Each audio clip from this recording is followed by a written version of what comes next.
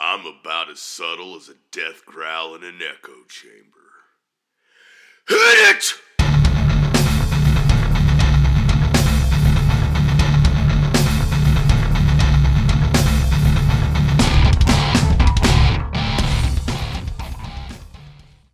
Welcome backstage. I'm Damian Deadlove. Tonight's artist is Pat Benatar. One of my listeners asked me about doing a story on her. Well, I got one for you. I'm a fan of Miss Benatar for sure. I dig the 80s. Well, maybe everything except Reaganomics and a few other miscalculations that we made. But musically speaking, it was pretty stellar. Pat Benatar's career started in 1979 with the release of the album In the Heat of the Night, which spawned the singles Heartbreaker and We Live for Love. The latter song was penned by her lead guitarist Neil Giraldo, who later would become her husband when they married in 1982. They remained married to present day. Now that's love, people. Her peak years were from 1979 to 1988, roughly spanning close to a decade. She continues to make music and tour till this day, with her axe-slinging hubby by her side.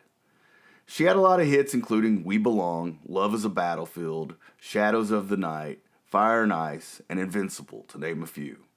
Pound for pound, Invincible is probably my favorite song she does. You're probably wondering why I'm not mentioning her biggest hit ever. All in due time, folks. First off, I want to say her voice and range are incredible. She personifies the term rocker chick for sure. The personality matches her voice on stage. She is for real. She does write songs, but most are the deep cuts on her album. When you're a solo artist, the corporate suits often use other songwriters when it comes to hits. Sad but true, she was not exempt from this practice. That takes nothing away from her performance on those songs. As I was alluding to earlier, you might notice I did not mention her biggest hit and signature song. That's because it's the crucial piece of this story. Fasten your seatbelts, people. Hit Me With Your Best Shot is the tune that we're here to discuss. The song was huge, and concert goers expect to hear your hits when attending a concert.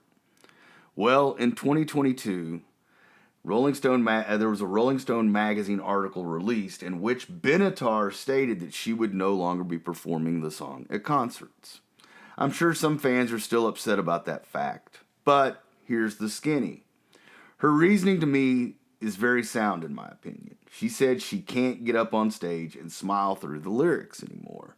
After all the mass shootings and victims of gun violence, she feels like it's the wrong message to send. I think there is merit to her feelings, and she has the right not to perform the song. I get where she's coming from. I have a vault full of lyrics, and some of my older work I wouldn't publish anywhere, because I'm not that person who wrote those words anymore. I don't believe some of the things now, and that makes sense to me. Well, that's our show for tonight. I hope you enjoyed the story. Remember, music is the soundtrack of our lives. Peace, love, and linen. I'm Damian Deadlove.